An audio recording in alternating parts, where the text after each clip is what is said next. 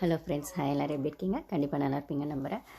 ஆக்சுவலாக இன்றைக்கி என்ன எபிசோடு அப்படின்னு பார்த்தீங்கன்னா, இன்றைக்கி என்ன விக்ரம் ஃபேமிலி வந்தாங்க, சுபி ஃபேமிலி வந்தாங்க.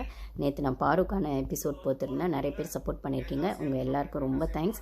நிறைய ஃப்ரெண்ட்ஸ் வந்து ஹைப் கொடுத்துருக்கேன் அப்படின்லாம் சொல்லியிருக்கீங்க. ஹைப் கொடுத்தவங்களுக்கு, ஷேர் பண்ணவங்களுக்கு, கமெண்ட்ஸ் பண்ணவங்களுக்கு, சப்போர்ட் பண்ணுறவங்களுக்கு எல்லா ஃப்ரெண்ட்ஸ்க்குமே ரொம்ப தேங்க்ஸ். இந்த சப்போர்ட்டை கண்டினியூஸாக கொடுப்பீங்கன்னு நம்புகிறேன். அப்புறம் 2-3 நாளாக எனக்கு கொஞ்சம் பேர் வந்து இன்னும் வீடியோஸ் 2-3 நாளாக இன்னும் கொஞ்சம் பார்க்கல அப்படின்னு சொல்லியிருந்தீங்க. நானே வீடியோஸ் கொஞ்சம் ஸ்லோவாக தான் போடுறேன். அதுக்கான ரீசன் ஆல்ரெடி சொல்லிட்டேன். ட்ராவலில் இருக்கிறதுனால அங்கங்கே நெட்டு கிடைக்க மாட்டேங்குது. ப்ளஸ் வந்து எனக்கும் வந்துட்டு அது நான் என்ன தான் பேசிட்டாலும் என்னால் அதை அப்லோட் பண்ண முடியல. அப்லோட் பண்ணாலும் வீடியோஸை நான் கட் பண்ணி எடிட் பண்ணும்போது அந்த இன்டர்நெட் கனெக்ஷன்ஸை ப்ராப்பராக எனக்கு அந்த சோர்ஸ் கிடைக்காதனால விட்டு விட்டு பண்ணுறேன். அதுக்குள்ளே நிறைய கண்டென்ட்டும் மிஸ் ஆகிடுது அப்படின்னு சொல்லும்போது ஓரளவுக்கு கொஞ்சம் ஸ்லோவாக தான் நான் வீடியோஸ் போடுறேன். அப்படி இருந்தும் நான் எப்போ வீடியோஸ் போடுறேன்னு பார்த்து வெயிட் பண்ணி பார்த்து எனக்கு சப்போர்ட் பண்ணுற எல்லா ஃப்ரெண்ட்ஸ்க்குமே ரொம்ப தேங்க்ஸ். ஸோ இன்றைக்கி பார்த்திங்கன்னா வந்து பாரோட அம்மா வந்து 24 ஹவர்ஸ் இருந்துட்டு கிளம்புனாங்க. அது ஒன்றாச்சு.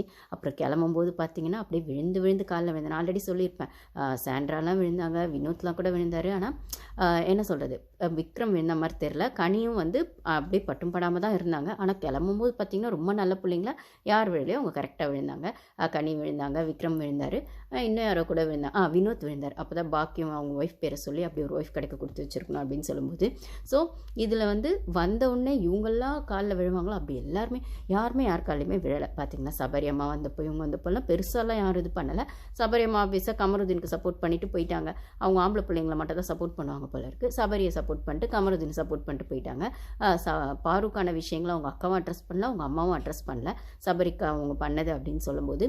ஸோ இந்த இடத்துல பாருவோட அம்மா வரும்போது சபரி போய் காலில் விழுந்தது பார்த்துருப்பீங்க எல்லாரும். அது இன்னும் சபரியோட நல்ல குணம் மாதிரி அப்படின்ற மாதிரி நிறைய பேர் சோஷியல் மீடியாவில் ஷேர் பண்ணுறாங்க. எல்லா பேரண்ட்ஸ்கிட்டையும் சபரி ரொம்ப நல்லவராக நடந்துக்கிறாரு. இன்றைக்கி கூட சுபி அப்பாவை அவர் தான் கைப்பிடிச்சி கூட்டிகிட்டு வந்தார். அதுக்கப்புறம் வந்து திவ்யா அம்மா வரும்போது அப்படின்னும் போது அந்த அப்பா அம்மா கிட்ட பெரியவங்க கிட்ட நல்ல விதமாக நடந்துக்கிறது நல்ல விஷயந்தான். அவ்வளோ நல்ல விதமாக இருக்கிற நீ உன் அம்மாக்கான விஷயங்களை பேசுகிற நீ, உன் அக்காக்கான விஷயங்களை சொல்கிற நீ, உன் அக்காலாம் இந்த ஷோக்கு வருவாங்க, அதுவும் அவங்க பையனை கூப்பிட்டு வருவாங்கன்னா எதிர்பார்க்கலன்னு சொல்லி நீ திருப்பி சொல்லிட்டு இருக்க லைவ்லன்னு சொல்லும்போது, அப்படியே ஒரு சிஸ்டர் கூட பிறந்த நீ பாருக்கான விஷயங்களை நடந்துக்கிட்ட அக்ரெசிவ்னஸ் எங்களால் மறக்கவே முடியாது. பாரு அம்மா மன்னிச்சிடுன்னு சொல்லி பாரு கிட்ட அதை சொல்கிறாங்க. மன்னிச்சிடு, அதாவது கண்ணி எப்படி இருக்குன்னு கேட்டு அடுத்த வார்த்தை என்ன மன்னிச்சிடு, யாரை சொல்கிறாங்கன்னு பார்த்தா, அதாவது உனக்கு வலி இருந்திருக்கு, நீ அனுபவிச்சிருக்க, இருந்தாலும் அதை மனசில் வச்சுக்காத, அவங்கள மன்னிச்சிரு அப்படின்னு சொன்ன வார்த்தை சபரியை தான் அவங்க மீன் பண்ணியிருக்காங்க. ஏன்னா சபரி அம்மா பர்சனலாக பாரு கிட்ட சாரி கேட்டாங்க. அது கூட 1 ஹவரில் வரல. அவங்களும் ஃபீல் பண்ணிலாம் ஒன்றும் கேட்கல. எப்படியும் தன் பிள்ளை